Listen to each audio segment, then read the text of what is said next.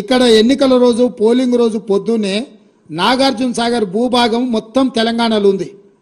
Nagarjuna Sagar project కంప్లీట్గా తెలంగాణ స్వాధీనంలో ఉంది.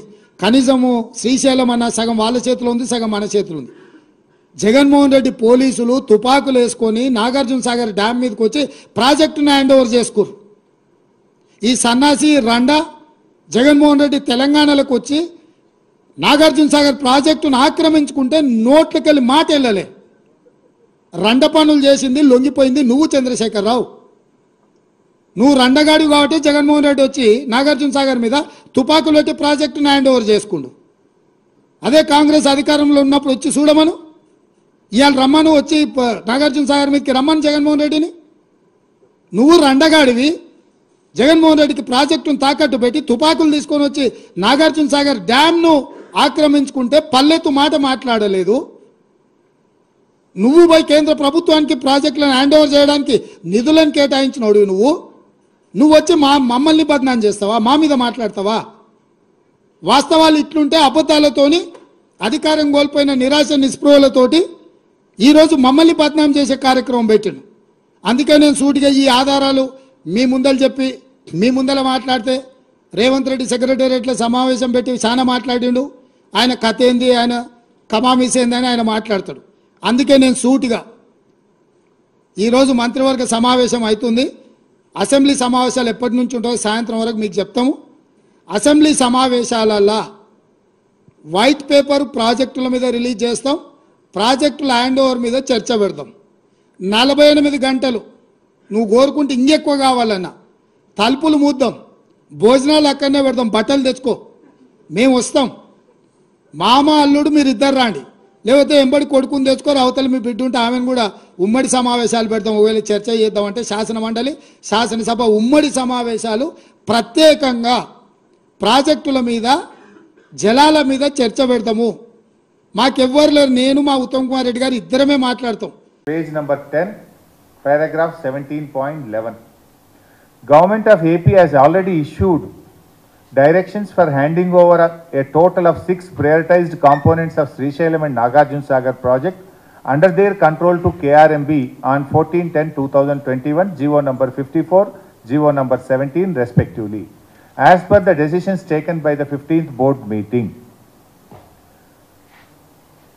To this, ఇప్పుడు తెలంగాణ అంశం. To this, Special Chief Secretary I&C CAD, Government of Telangana stated that they do not agree for transfer of the components of Srisailam and Nagarjuna Sagar and stressed that the matter may be referred to the Apex Council to discuss common assets and to review the Gazette notification of 2482 dated 15/7/2021. ఎంత పచ్చి అబద్ధం మాట్లాడతారండి ముఖ్యమంత్రి. ఒక ముఖ్యమంత్రి ఇంత పచ్చి అబద్ధం ఎంత స్పష్టంగా అయ్యాలి. ఈ దినపత్రికలో ఈ పత్రిక చదివిన పాఠకుడు ఏమనుకోవాలి? ఈనాడు దినపత్రిక చదివింది ఒక రాష్ట్ర ముఖ్యమంత్రి మాట్లాడితే నిజమని అనుకుంటారా అనుకోరా? భవిష్యత్తులో మీరు కూడా జర్నలిస్టులతో కూడా మనవి ఏంటంటే ఆయన మాటలు చెక్ చేసుకొని మీరు రాయాల్సిన పరిస్థితి. ఎందుకంటే మన క్రెడిబిలిటీ పోతుంది, పత్రికల క్రెడిబిలిటీ పోయే ప్రమాదం ఉన్నది. ఒక ముఖ్యమంత్రి మాట్లాడినప్పుడు ఒక ప్రముఖ దినపత్రికలు ఏమైంది వల్ల ఆయన so and so 17th board మీటింగ్లో తెలంగాణ ప్రభుత్వం ఒప్పుకున్నది అని చెప్పింది. 17th బోర్డు మీటింగ్లో ఎంత గట్టిగా చెప్పిండు తెలంగాణ ఇరిగేషన్ స్పెషల్ సిఎస్, మేము ఒప్పుకునే సమస్యే లేదు, ఈ సమస్యను పూర్తిగా చర్చించడానికి అపెక్స్ కమిటీకి అంటే ఇద్దరు ముఖ్యమంత్రులు కేంద్ర జలవనరుల మంత్రి అధ్యక్షతన జరిగే సమావేశానికి రెఫర్ చేయండి. ఈ కేఆర్ఎంబి ఇచ్చిన ఆర్డరే తప్పు, ఈ ఆర్డర్ మీదనే పూర్తిగా రివ్యూ చేయాల్సిన అవసరం ఉంది, మేం ప్రాజెక్టులు అప్పచెప్పే సవాలే లేదు అని చెప్పి ఆ రోజు అప్పటి ప్రభుత్వం అంత స్పష్టంగా చెప్పింది. మరి ఇంత పచ్చి అబద్ధాలు పట్టపగలు సెక్రటరియట్లో కూర్చొని ఒక ముఖ్యమంత్రి గారు మాట్లాడడానికి తగునా? ఇంత ఇంత ఇంత దుర్మార్గం. ఒక విషయం ఏమర్థమైంది, ప్రాజెక్టుల విషయంలో ఎవరెన్ని మాటలు చెప్పినా 10 ఏళ్లలో కేసీఆర్ గారి ప్రభుత్వం కేఆర్ఎంబికి ప్రాజెక్టులు అప్పచెప్పలేదు.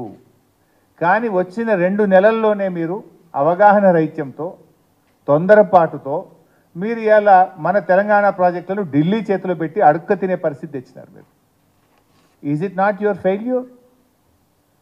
కానీ దురదృష్టం ఏంటంటే ఆ ఫెయిల్యూర్ను కప్పుకోవడానికి అంటే ఆ ఫెయిల్యూర్ను ఒక తప్పును కప్పిపుచ్చుకోవడానికి మరిన్ని తప్పులు చేసే విధంగా ఒక అబద్ధాలు మాట్లాడడం, ఎదురుదాడికి దిగడం, దుర్భాషలు ఆడడం, ఇది ఒక ముఖ్యమంత్రికి తగునా అని నేను అడుగుతా ఉన్నా.